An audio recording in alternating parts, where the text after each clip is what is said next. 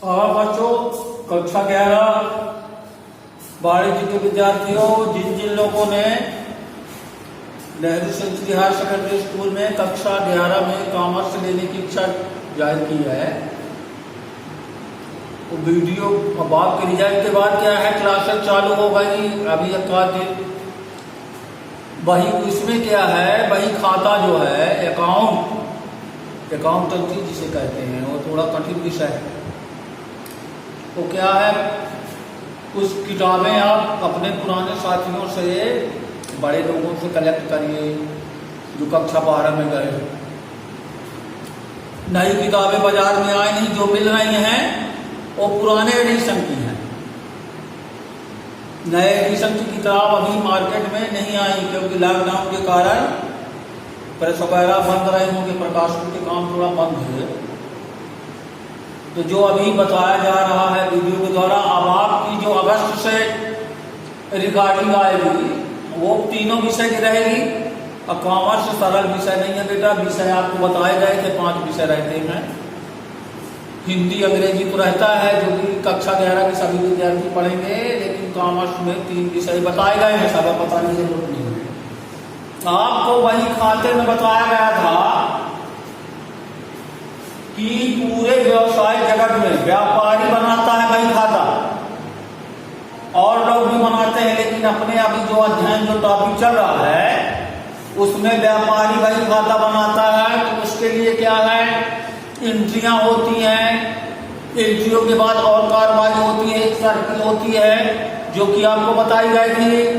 पहले जनरल के बाद खाता वही, और सिस्टम है, पहले जनरल बनाएंगे, वो सही रहेगा तो उसी से खाता वही बनती है। खाता वही बनाने के बाद तलपट बनता है उन्हीं खातों से, वो तलपट से फिर अंतिम खाते बनते हैं। रोज रोज का अपना बनाते गए, वर्ष के अंतिम दिन, अच्छा जो अंतिम दिन कहेंगे, कौन सा अंतिम दिन माने, वो मनमाना ही है। भारत सरकार का आयकर विभाग है जो खातों की जांच करता है। तो अपने यहाँ अपने देश में जो वित्तीय वर्ष माना जाता है वही खाते बनाने के वर्ष माना जाता है। 1 अप्रैल से 31 मार्च चलता है। कुछ व्यवसायिक संस्थान 1 जनवरी से 31 दिसंबर, लेकिन अब ये क्या है, वो ओल्ड पैटर्न हो गए हैं। नए सिस्टम में, नए शासन के आदेश में 1 अप्रैल से वैसे भी चल रहा था, लेकिन 1 जनवरी से 31 दिसंबर तक कुछ लोग मानते हैं। लेकिन सही जो वित्तीय वर्ष है, 1 वर्ष का 12 महीने का, 1 अप्रैल से 31 मार्च। तो इसमें क्या है, 2 सत्र फंस जाते हैं। अप्रैल वाला दिसंबर तक चलेगा तो 9 माह रहेंगे उस सत्र के, और 3 महीने रहेंगे नेक्स्ट सत्र। तो उसमें वर्ष भर में जो लेन देन होते हैं, देखिए अब इसमें क्या है, खातों के प्रकार, इनकी के नियम बताए जाते हैं।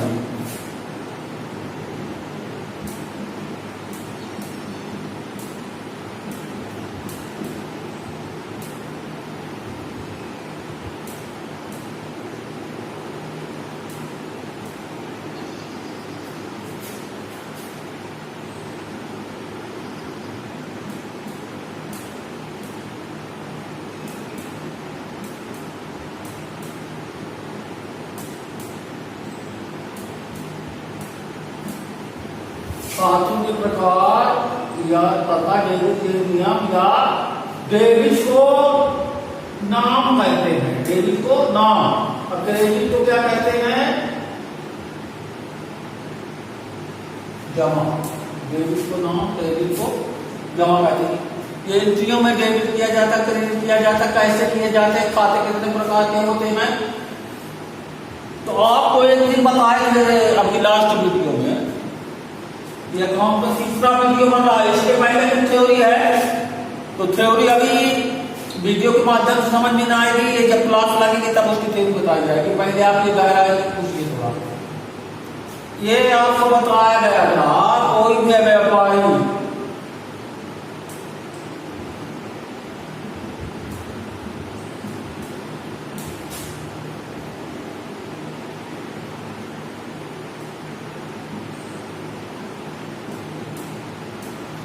कुछ लोगों से लेता है व्यापारी, और कुछ लोगों को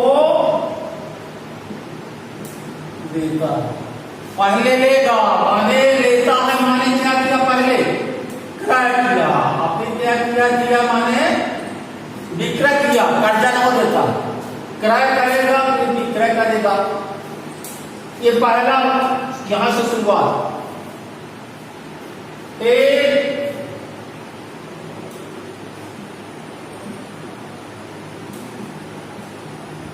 कुछ वस्तुएं या संपत्तियां आती हैं। अब कुछ वस्तुएं या संपत्तियां जाती हैं। ये दूसरा स्टेप हुआ।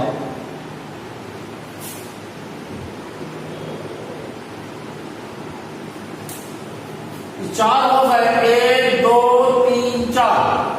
कुछ लोगों से लिए, कुछ लोगों को दिए। लेने भर से काम ना चलेगा, खरीद लेंगे। अब व्यापारी है तो खरीद के क्या करेंगे, निर्माता नहीं कि बना के बेचना, खरीदेंगे किसी से, निर्माता से, फिर उसे उपभोक्ता को बेचेंगे, खरीदे बेचे। फिर कुछ संपत्तियां व्यापार के लिए लेते हैं, फिर वो संपत्तियां क्या है बेच भी देते हैं, खराब हो गई और किसी कारण से। तो कुछ संपत्तियां खरीदे तो आएंगे, कुछ संपत्तियां गए।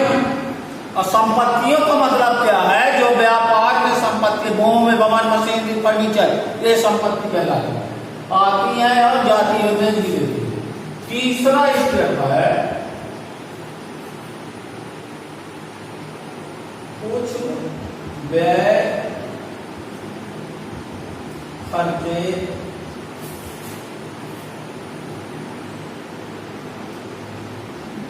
हानियां होती हैं। और फिर कुछ आय लाभ प्राप्ति होती है। समझिए इसको।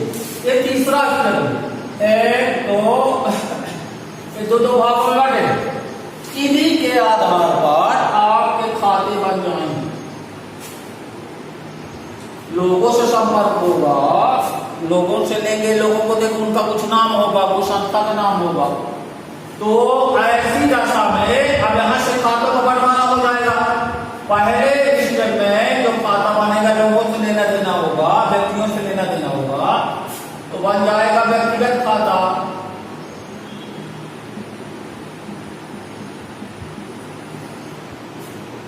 अच्छा, फिर कुछ संपत्तियां आएंगी जाएंगी, उनसे बन जाएगा वस्तुगत खाता।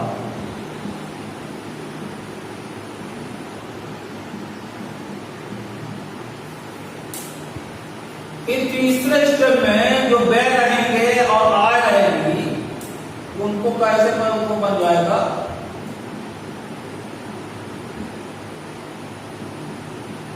नाम। खाते को प्रकार कितने कहलाता है, इस प्रकार क्या रहा, 1 2 3 3 खाते हो गए, व्यक्तिगत खाता, पत्रगत खाता, नामांकित खाता।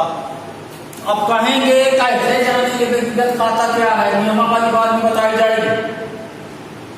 पहले आपको बताया जाएगा व्यक्तिगत खाता कैसे जानेंगे, उसके नियम क्या है। तो पहले खाते पहचानना पड़ेगा। खाते 3 होते हैं। जिन लेन देन में खासकर उधार हो, जिन लेन देन में व्यक्ति का नाम लिखा हो, संस्था का नाम लिखा हो, वो खाते व्यक्तिगत खाते कहलाते हैं। जैसे राम से माल खरीदा, श्याम को माल बेचे, नाम लिखा, व्यक्ति का नाम लिखा हो, संस्था का नाम लिखा हो, फिर व्यक्तिगत खातों का फिर बंटवारा कि कौन कौन से व्यक्ति के अंतर्गत आती है, वो बाद में बताया जाएगा। पहले अभी जानिए, व्यक्ति या संस्था का नाम लिखा है तो व्यक्तिगत खाता, किसी संपत्ति का नाम लिखा है, यह संपत्ति आ रही है। संपत्ति के आपको उदाहरण बताए हैं।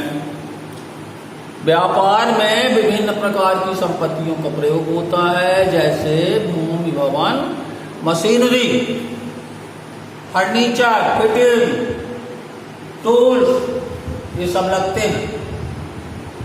तेलिए संपत्ति आ रही है, जा रही है, जान लेंगे तो उसमें क्या लगेगा, वस्तुगत खाता।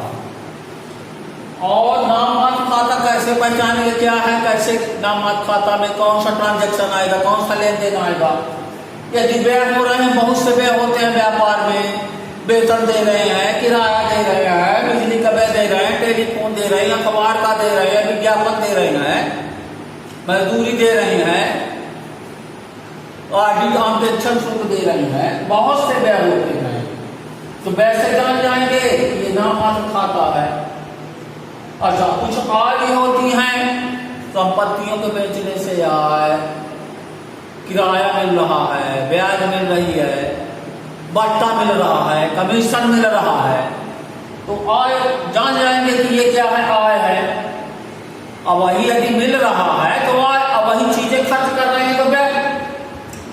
आय व्यय में चार जो मदें हैं वो कॉमन रहती हैं, आती भी है और जाती भी है। कमीशन आता भी है तो आय कहला गई, जा रहा है तो व्यय कहला गई।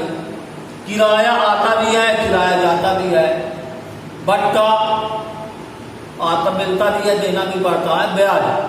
चार मदें केवल ऐसी है नाममात्र खाते में जो आय भी रहती है और व्यय भी रहती है। अब आपको क्या है, अगले उसमें आपको इनको बताए जाएंगे कि इनमें अब क्या है, डेबिट की पहचान की जाती है, वो जाहिर एंट्री करते हैं, वो जनरल कहलाती है। जनरल का नमूना क्या है, कुछ एग्जाम्पल सहित इनके नियम आपको बताए जाएंगे, कुछ एग्जाम्पल बताए जाएंगे कि क्यों डेबिट हुआ, क्यों क्रेडिट हुआ, क्यों ऐसे हुआ। क्योंकि क्या है, जनरल अकाउंट का आधार है, बिल्कुल पहली सीढ़ी न्यू कहलाती है। जनरल यदि गलत हो गई तो आपको जो चार कदम है, चार स्टेप है, जनरल खाते से खाता बही, खाता बही से तलपट और तलपट से अंतिम खाते, उनके तीन भाग हैं, व्यापार खाता, लाभ हानि खाता, इच्छा। ये दोहरा लेखा प्रणाली का स्टेप है। अभी शुरू के दिन बताए थे लेखांकन की चार प्रणालियां हैं, दोहरा लेखा प्रणाली, गहरा लेखा प्रणाली, रोकड़ प्रणाली, भारतीय बहिर्वाहक प्रणाली। तो सबसे अधिक चलन है दोहरा लेखा प्रणाली है, उसका एक सिस्टम है, एक वैज्ञानिक तरीका है, उस क्रमबद्धता से एक सिद्धांत है, उस सिद्धांत से चलना पड़ता है, तब सही निष्कर्ष निकलते हैं। अब इनके खातों के नियम अगले एपिसोड में, कुछ एग्जाम्पल, जनरल का नमूना और कुछ एंट्रियां ये बताए जाएंगे अगले एपिसोड में। धन्यवाद।